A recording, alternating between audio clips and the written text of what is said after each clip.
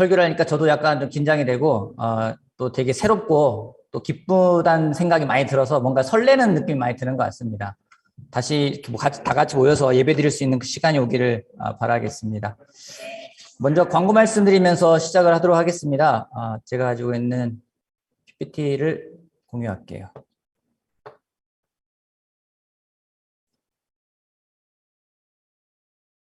잠깐만요.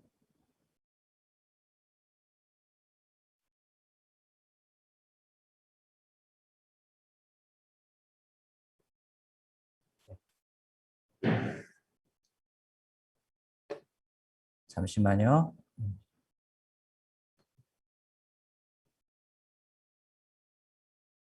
자, 먼저 주일 예배 광고를 좀 드리겠습니다. 다음 주 주일 예배는 우리 몽골교회 연합 예배를 드릴 예정입니다. 우리 지금 현재 몽골교회 선교사로 나가 있는 우리 박종호 형제가 한국에 잠깐 들어와 있는 상태인데, 9월 둘째 주인가에 출국을 할 예정인데, 지금 제가 설교 부탁을 했습니다. 그래서 다음 주에는 줌으로 몽골교회랑 같이 예배를 드릴 예정이고요. 우리 박은정 자매가 통역을 할 거예요. 박종호 형제가 설교를 하고 박은정 자매가 이제 몽골어로 통역을 하기 때문에 좀 예배 시간이 길어질 수 있을지 모르겠지만 너무 기대가 되고, 성찬은 몽골 자매 가운데 3명이 준비해서 성찬을 나눠주실 예정입니다. 이게 이제 저희가 줌을 하다 보니까 이제 글로벌하게 그 되게 예배 드릴 수 있는 것 같아서 감사하는 생각이 듭니다. 오늘 또 주일학교는 골든벨을 한 것으로 알고 있는데 아이들이 너무 기쁘게 또 잘했다는 소식을 들었습니다. 수고해주신 우리 주일학교 선생님들 너무 감사하고 고맙다는 말씀 드리고 싶습니다. 오늘 같이 안에 계시면 잘 들리시죠? 목소리. 네. 오늘 제가 나눌 말씀은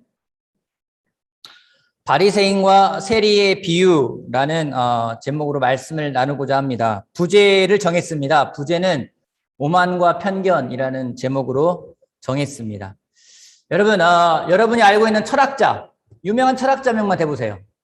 여기 계신 분들, 여러분이 알고 있는 유명한 철학자. 소크라테스. 맞아요. 소크라테스. 아마 다 아실 겁니다. 소크라테스가 했던 유명한 말이 있죠. 뭐죠?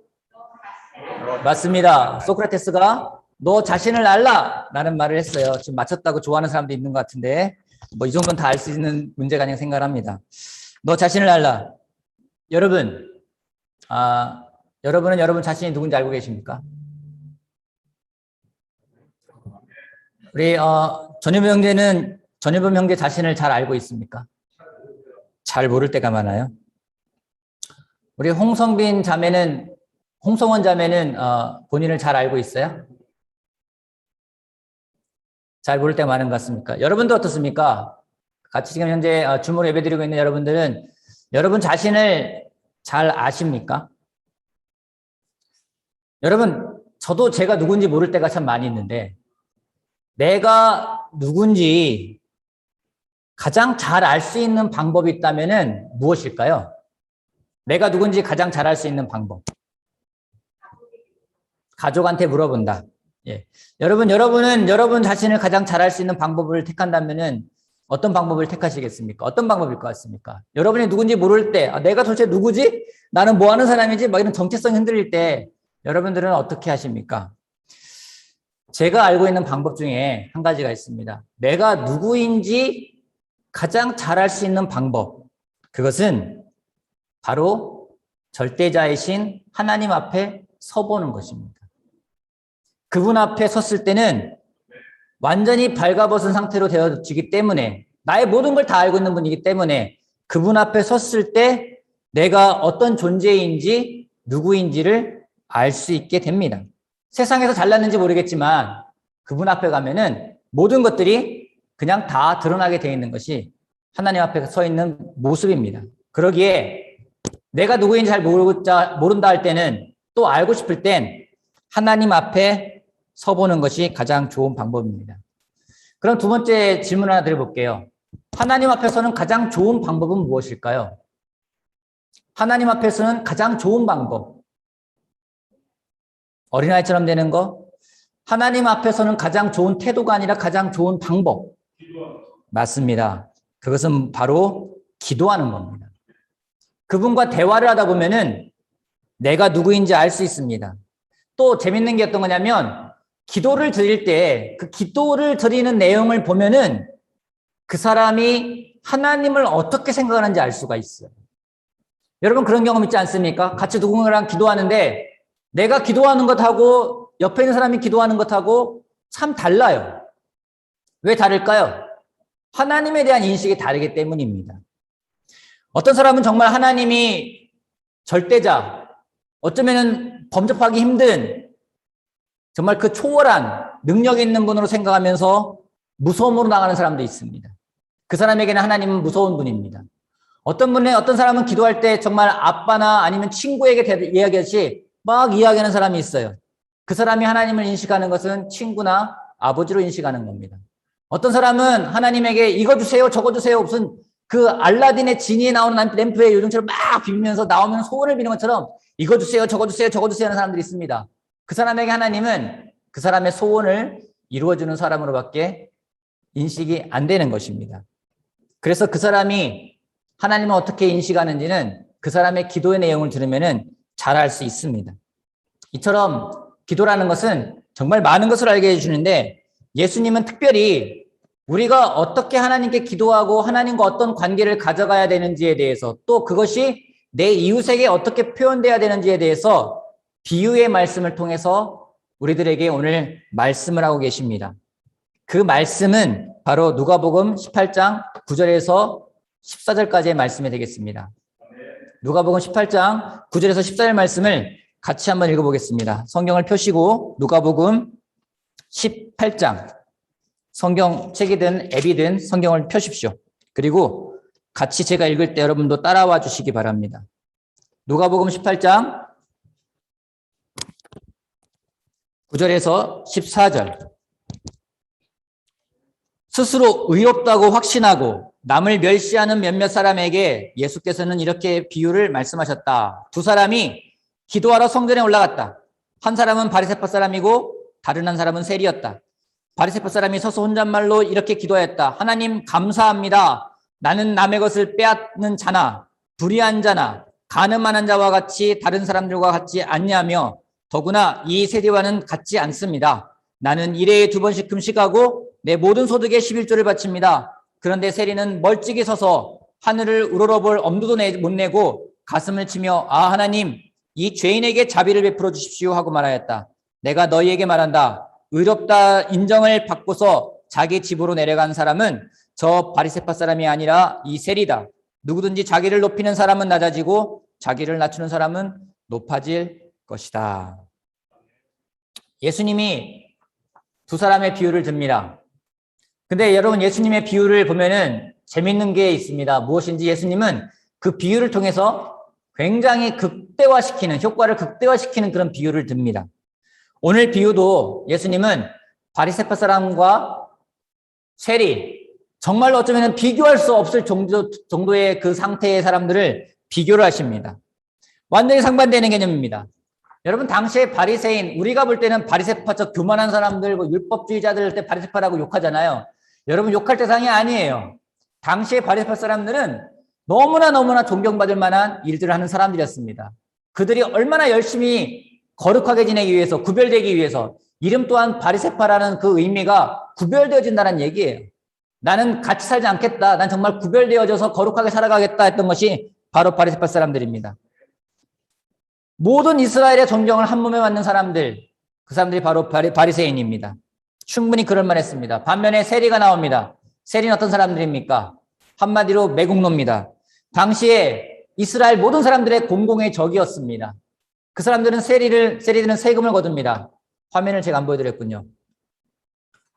바리새파는 정말 이렇게 엄숙하고 정말 거룩한 그 모습 자체를 풍기는 것이 바로 바리새파 사람들의 모습이었는데 세리는 세금을 거두는 거예요. 세금을 걷어서 일정량만 로마에 납부하면은 나머지는 자기께 되는 겁니다. 여러분 얼마나 놀라운 그런 그 사업이에요. 많이 거면 거둘수록 자기 것이 많아지는 거예요. 많이 걷는다고 많이 내는 게 아니라 많이 거둘수록 일정 부분만 내면은 나머지는 자기 거 되기 때문에 아주 어떻게 해서든지 간에 아주 악착같이 세금을 거뒀던 사람들입니다. 좀 우리가 쉽게 표현한다면은 일제시대 때 정말로 이 민족의 독립을 위해서 해방을 위해서 싸웠던 그런 사람들과 우리나라를 일본에 팔아넘겼던 그런 친일파와 같은 그런 사람들로 비유할 수 있을 것 같습니다. 어찌 보면은 유관순 열사와 이완용 뭐 이렇게 비유할 수 있을 것 같아요. 이 두 사람이 따로따로 기도를 했습니다. 당시에 예루살렘 성전은 바리새파 사람들만 들어가서 있을 수 있는 공간이 따로 있었다고 합니다. 그렇기 때문에 그들은 그곳에 가서 서서 기도했고 이 세리는 멀찍이 뒤에서 기도를 합니다.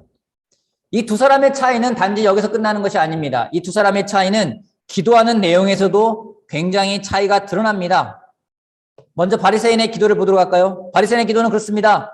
그가 기도하는 내용을 보면은 하나님을 어떻게 여기는지를 잘 알 수가 있어요. 시작은 하나님 감사합니다로 시작을 합니다. 하지만 기도 내용은요, 무엇이 감사하다는 겁니까? 뭐가 감사하다는 거예요? 바리새인들이 감사하다고 표현했지만 뭐가 감사한 겁니까?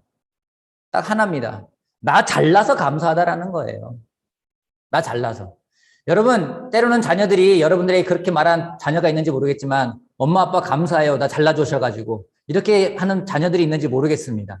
여러분, 자녀가 정말로 엄마 아빠한테 감사한 걸까요? 아니면 자기 잘났다는 걸 자랑하는 걸까요? 자기 잘났다는 걸 자랑하는 겁니다. 그의 기도의 중심을 보면은요, 하나님이 아니라 자기 자신밖에 없는 걸 볼 수가 있어요. 어떻게 할 수 있는지, 우리 성경에는 하나님, 나는, 12절에 나는, 이렇게 이야기를 나는이라는 단어가 2번밖에 안 들어갑니다. 하지만 원어를 보게 되면은 나는 이렇습니다, 나는 이렇습니다, 나는 이렇습니다. 그 표현이 5번이 나와요. 기도를 할 때 나는 이렇습니다, 나는 이렇습니다, 나는 이렇습니다. 하나님은 감사의 대상이 아니라 그냥 자기가 얼마나 위대한지를 듣고 인정해주는 존재로밖에 볼 수가 없는 겁니다. 그에게 자신의 업적을 자랑합니다. 12절에 나는 1회에 2번씩 금식합니다. 여러분, 이스라엘 민족이 금식하기로 딱 정해진 시기가 있었습니다. 언제죠? 우리가 주중립 때 배웠어요. 지난 주중립 때 배웠습니다. 언제죠? 대속제일. 그때는 고행을 하기 때문에 1년에 한 번 그때는 꼭 반드시 금식을 해야만 되는 겁니다. 하지만 그는 일주일에 2번씩 금식을 해요. 여러분, 우리 가운데 일주일에 2번씩 금식하는 분 계십니까? 일주일에 한 번씩만 금식해도 참 놀랍다 하는데 이틀씩이나 금식을 합니다. 얼마나 놀라운 사람입니까? 하지만 그는 그 기도의 모든 중심이 자기가 얼마나 위대한지, 자기가 얼마나 똑똑한지, 자기가 얼마나 잘났는지에 대한 초점이 맞춰져 있습니다. 반면 세리는 기도를 하는데 기도 내용이 다른 게 아니에요. 하나님, 저를 불쌍히 여겨주십시오 라고 기도를 합니다. 여러분, 제가 팁 하나 드릴까요? 가장 좋은 기도 방법을 택하라면 전 이 방법이라고 생각합니다. 하나님, 저를 불쌍히 여겨주십시오. 뭐 하나님 이거 주세요, 저거 주세요, 이거 필요해요, 정말 어려움에 처했어요. 이런 기도보다요, 하나님 저를 불쌍히 여겨주십시오 라고 여러분 기도해 보시기 바랍니다. 왜냐하면 예전에 나눈 적이 있는 것 같은데 한 자매가 자기 원하는 게 있었는데 하나님의 대답이 자꾸만 침묵인 거예요. 하나님, 제가 정말 이걸 원하고요, 너무 필요하고요, 간절합니다 라고 기도했는데 하나님이 계속 하시는 대답이 뭔지 기다려라, 기다려라. 대답을 안 하시는 거예요. 그래서 이 자매가 나중에 기도를 바꿨다고 합니다. 하나님, 저를 불쌍히 여겨주십시오. 그래도 하나님의 대답이 없으세요. 나중에 뭐라고 하는지 아십니까? 하나님, 제가 불쌍하지도 않습니까? 그때 하나님이 그 자매의 기도에 예스라고 응답해 주셨다는 이야기를 들었습니다.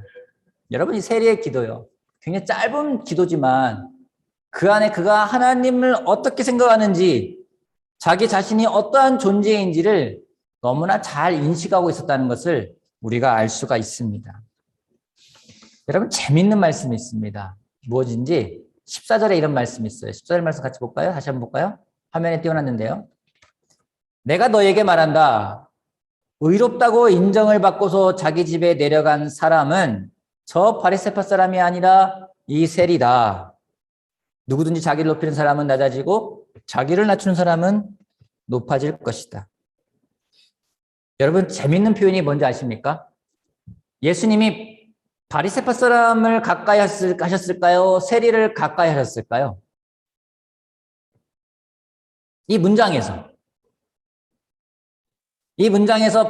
예수님은 바리새파 사람과 좀 더 가까웠을까요? 세리와 좀 더 가까웠을까요? 마음이 어디에 더 갔을까요? 세리. 왜요? 자기를 낮추니까. 표현해요. 이런 말이 있어요. 저 바리새파 사람이 아니라 이 세리다. 그렇네.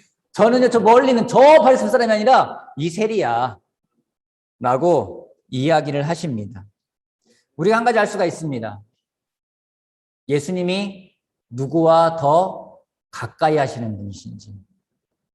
나 잘났다고 주장하는 사람이 아니라 그 중심이 내가 아니라 정말 하나님 앞에서 철저하게 낮아지고 깨어진 마음을 가진 사람과 하나님이 더 가까이 한다는 것을 볼 수가 있습니다. 질문 하나 드릴까요? 예수님이 이렇게 말씀하셨잖아요. 야, 정말로 하나님께 더 가까운 사람은 저 바리새파 사람이 아니라 이 세리야. 이렇게 이야기했을 때 우리는 어떻습니까? 만약에 예수님이 와가지고 저 바리새파 사람이 아니라 이 세리가 더 하나님께 정말로 더 놀라운 사람이다라고 했을 때 우리는 여러분 어떻게 반응하겠습니까? 여러분은 아멘 할 거예요. 그렇지 않습니까? 예수님이 이 땅에 오셔가지고 저 바리새파 사람이 아니라 이 세리가 더 놀라운 사람이다, 의롭다는 사람이다 했을 때 여러분들은 아멘 이렇게 반응할 겁니다. 그렇지 않습니까? 근데 우리 타임머신을 타고 돌아가서 그 당시에 거기에 살고 있는 사람들한테 예수님이 저 바리새파 사람이 아니라 이 세리가 더 의로운 사람이다 했을 때 그 사람들의 반응은 뭐였을까요? 그 사람들의 반응은 엥? 뭐지? 왜? 이게 정상인 거예요. 한마디 여러분 우리가 그거다 마찬가지예요. 유관순 열사보다 이완용이 더 의롭다. 여러분들이 말하면 어떻게 생각하겠습니까? 말도 안 돼. 말도 안 돼 나오잖아요. 맞아요. 똑같아요. 말도 안 돼. 그렇게 표현하게 될 겁니다. 거의 그 수준의 비유를 예수님이 들고 계신 거예요. 이해가 되십니까? 근데 예수님은 왜 이러한 아주 극단적인 비유를 드신 걸까요? 드신 이유가 무엇인지 예수님 하신 말씀에 있습니다. 9절에 이런 말씀이 있습니다. 스스로 의롭다고 확신하고 남을 멸시하는 몇몇 사람에게 예수께서는 이 비유를 말씀하셨다. 이 비유의 목적은 무엇인지 나 의로워. 그 사람의 특징이 뭔지 남을 멸시한다라는 거예요. 대다수는 아니에요. 몇몇 사람이라고 이야기를 하고 있습니다. 예수님은 나는 의로운 사람이야. 그건 뭡니까? 나는 옳아. 넌 틀렸어. 말은 틀렸다 안 하지만 나는 옳아. 이 말에는요. 나랑 같지 않은 사람은 틀렸단 말이에요.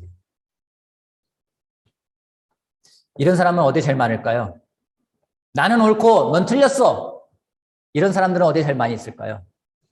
여러분 어디 많이 있을 것 같아요? 오늘 예? 여의도 우리 맞습니다. 여의도 우리 신명숙 자매 남편분이 같이 와 계신데 여의도라고 얘기를 했습니다. 여러분 여의도라고 하면 꼭 여의도 지역을 말하는 게 아니라 좀 더 특정화시키면 국회라고 할 수 있겠죠. 맞습니다. 아마 저도 이제 설교 준비하면서 그래 난 옳아. 넌 틀렸어 라고 많은 사람들이 가장 많은 곳이 어딜까 생각하니까 먼저 국회가 떠올랐어요. 여러분 그 다음 떠오른 곳이 어딘지 아십니까? 그 다음 떠오른 것이 어딘지 아십니까? 그 다음 떠오른 것이 여러분의 가족 법원 얘기 나오는데 어쩌면 그보다 더 많을 수 있는 것이요. 저는 교회일 수도 하는 생각이 들었어요. 교회예요. 우린 옳아. 니는 다 틀렸어. 이렇게 이분법적인 사고를 가져갈 수가 있습니다. 여러분 누군가를 멸시해 본 적 있으십니까? 누군가를 업신여겨 보신 적 있으십니까? 있으실 거예요. 당한 것만 생각하지 마시고 여러분 생각해 보세요. 우리가 생각하면 맨날 당한 것만 생각을 해요. 나 당했어라는데 여러분이 한번 가해자 했던 걸 생각을 한번 해보세요. 맨날 받은 피해 상처만 생각하지 말고 여러분이 한번 했던 거 한번 생각해 보세요. 여러분은 언제 멸시하십니까? 간단해요. 내가 옳다 생각할 때는요. 상대방은 업신여기기 쉬워요. 이런 사람의 특징이 있습니다. 여러분 내가 쉽게 사람을 멸시하는 사람인지 아닌지 이걸 보면 알 수 있어요. 제가 생각한 특징은 그거예요. 남을 멸시하는 사람은 어떤 사람인지 나는 의롭다 생각하는 사람이 어떤 사람인지 누군가 그 사람에게 가서 잘못을 지적하면 굉장히 방어적으로 화를 냅니다. 왜 나한테 그런 말을 해? 기자님이 고개를 끄덕끄덕이고 있어요. 굉장히 화를 냅니다. 방어적이 됩니다. 여러분 혹시 그런 생각하십니까? 주물 예배드리고 있는 형제자매 여러분. 내가 틀릴 수 있어. 이 생각하십니까? 어쩌면 지금 남편과 치열하게 싸우고 있는 분인지 모르겠어요. 그때 여러분 내가 틀릴 수 있어. 내 배우자가 맞을 수 있어. 어쩌면 회사에서 많은 갈등이 있는지 모르겠습니다. 그때 여러분 정말 그런 생각 하십니까? 내가 틀릴 수 있어. 상대방이 맞을 수 있어. 부부간에 왜 싸울까요? 회사에서 왜 싸울까요? 관계에서 왜 싸울까요? 우리가 쉽게 빠지는 오류가 있습니다. 그것은 바로 옳고 그름의 오류라는 것에 빠지기가 쉽습니다. 우리는 어느 것이 맞냐, 어느 것이 틀리냐를 가려내는 것에 굉장히 익숙하고 그런 훈련을 많이 받아왔습니다. 어려서 어떻게 살아야지 옳은 것인지, 어느 것이 옳은 것인지, 어느 것이 그른 것인지에 대해서 굉장히 많이 강조하는 세대를 살아왔습니다. 지금 세상은 더 마찬가지입니다. 어느 게 더 옳은 건지, 요즘은 그 기준이 바뀌고 있어요. 도덕적인 기준이 아니라 이게 나한테 이익이 되면 그냥 유리한 거고 좋은 거예요. 그걸 뭐라고 합니까? 내로남불이라고 하는 겁니다. 하지만 예수님은 그런 사람들에게 우리가 더 노력해야 되는 것이 있음을 예수님은 말씀하고 계십니다. 그것이 무엇입니까? 바로 용서라는 것입니다. 용서요. 용서를 구하는 사람에게 용서해 주시는 하나님입니다. 여러분이 하나님에게 여러분의 잘못을 용서를 구했을 때 하나님은 용서해 주지, 그냥 가만히 하나님 저 잘하고 있죠? 잘하고 있죠? 그럼 하나님이 용서해 주지 않으세요. 간단한 이치예요. 용서를 구할 수 있는 마음을 가져가는 사람, 그 사람이 더 의롭다 인정해 주시는 하나님, 그것이 오늘 우리들에게 주시는 메시지라고 저는 생각을 합니다. 요한복음 1장에 이런 말씀이 있습니다. 요한복음 1장 14절 말씀에 그 말씀은 육신이 되어 우리 가운데 타셨다. 우리는 그의 영광을 보았다. 그것은 아버지께서 주신 외아들의 영광이었다. 그는 은혜와 진리가 충만하였다. 여러분, 예수님에게는요, 은혜도 충만했고요, 진리도 충만했어요. 진리가 무엇입니까? 어느 게 정말 옳은 건지, 어느 게 길인지, 어느 게 바른 건지 예수님은 명확히 알고 있었고 그 진리가 충만했어요. 또한 은혜도 충만했습니다. 근데 우리가 받은 게 뭔지 아십니까? 16절에 이런 말씀이 있습니다. 우리는 모두 그의 충만하면서 선물을 받되 은혜에 은혜를 더하여 받았다. 예수님이 우리에게 주신 것은요, 은혜였어요. 만약에 진리의 잣대만 갖고 이 땅에 오셨다면은 우리는 그 어느 누구도 용서라는 걸 받을 수가 없을 것입니다. 하지만 예수님은 은혜에 은혜를 더하여서 우리에게 주셨다는 걸 우리가 기억해야만 됩니다. 오늘 제가 설교의 부제가 오만과 편견이라고 하지 않았습니까? 그 제인 오스틴이라는 사람이 쓴 오만과 편견이라는 소설이 있었고 그 책이 영화로 된 것이 있습니다. 거기에 굉장히 유명한 대사가 나와요. 이런 대사입니다. 편견은 내가 다른 사람을 사랑하지 못하게 하고 오만은 다른 사람이 나를 사랑할 수 없게 만든다. 오만한 사람은요, 다른 사람이 나를 사랑할 수 없게끔 만드는 장애물이 되어버린다는 거예요. 반면에 내 누군가에 대한 편견은요, 그 사람을 사랑할 수 못하게 만드는 장애물이 된다는 겁니다. 사랑하지 못하는 이유는요, 내가 오만하거나 아니면 편견을 갖고 있기 때문이에요. 그 사람에게 있는 건 아니라는 생각이 듭니다.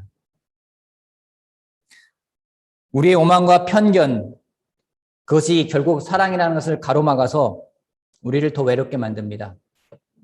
여러분 주변에 있는 사람들에게 여러분은 어떤 마음을 가지고 가십니까? 특별히 우리는 하나님에게도요, 내 오만함으로 하나님의 사랑하는 것을 막을 때가 있고 또 내 편견 때문에 우리가 하나님을 사랑하지 못할 때가 많이 있습니다. 하나님에게 정말로 올바르게 나아가고 난다면은 우리가 가져가야 하는 태도는 무엇인지 오만함이나 편견이 아니라 그분의 자비와 그분의 긍휼을 구하는 것이라 저는 생각합니다. 우리 삶의 목적, 그것은 하나님 앞에서 우리가 불쌍히 여김을 받고 그와 똑같이 누군가를 불쌍히 여길 수 있는 마음. 그래서 나 스스로가 의로운 게 아니라 내가 먼저 죄인이고 내가 용서받았기에 누군가를 용서할 수 있는 마음. 그 목적이 우리의 삶의 목적이 되어야 됨을 예수님은 말씀하고 있다고 생각합니다. 스스로 의롭다고 생각하여서 다른 사람을 멸시하는 사람들에게 예수님은 이 비유를 주셨습니다. 너가 의롭다고 하는 순간 너는 의롭지가 않다. 그 말씀하고 계신 거예요. 우리가 구해야 될 것이 무엇인지 하나님의 자비고 하나님의 사랑이라는 걸 다시 한번 우리가 기억했으면 좋겠습니다. 그리고 우리가 하나님 앞에 나아갔을 때 구할 것이 무엇이겠습니까? 하나님 이거 주세요. 저거 주세요. 다 필요 없어요. 하나님 저를 불쌍히 여겨주십시오. 하나님 저에게 자비를 베풀어 주십시오. 하나님 저에게 은혜를 베풀어 주십시오. 하나님 저에게 하나님의 사랑을 더욱더 부어주시기 바랍니다. 이 기도가 우리의 기도가 되기를 바랍니다. 그때 예수님은 말씀하실 겁니다. 이 사람이 저 사람이 아니라 이 사람이 하나님으로부터 의롭다 인정을 받은 사람이다라고 말씀하실 겁니다. 그 자비와 긍휼과 사랑의 구함이 풍성한 우리들이 되길 바라면서 오늘 말씀을 마치도록 하겠습니다.